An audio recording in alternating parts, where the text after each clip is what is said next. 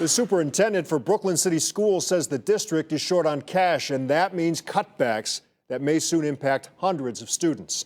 News 5's Tanisha Cordell explains why the district, along with more than 24 others in the state, is in dire need of help and why perception might be part of the problem.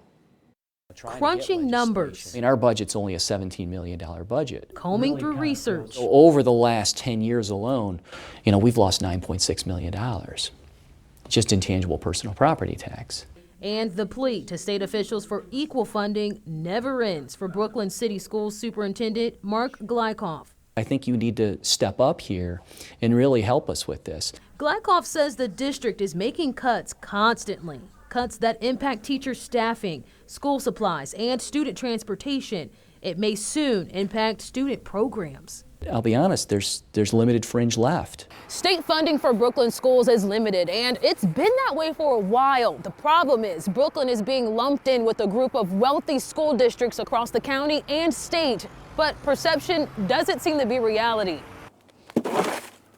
Brooklyn is definitely not a rich district. We are a city that is this big compared to some of the other cities. Ken Loring, a Brooklyn resident, also crunches the numbers. Each time a school levy hits the ballot, potentially raising his property taxes. Mayor Katie Gallagher agrees.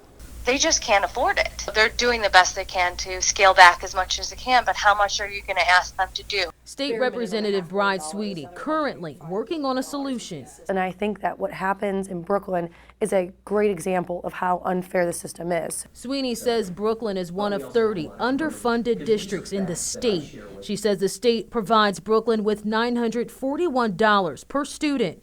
A non-public or private school receives nearly $1,400 per student. But proposed legislation could bring $500,000 to Brooklyn schools. This is a small fix, and it's not going to solve the solution. Sweeney says legislators are also looking at ways to bridge the funding gap for districts statewide. Glykoff, in the meantime, plans to keep crunching numbers and making cuts.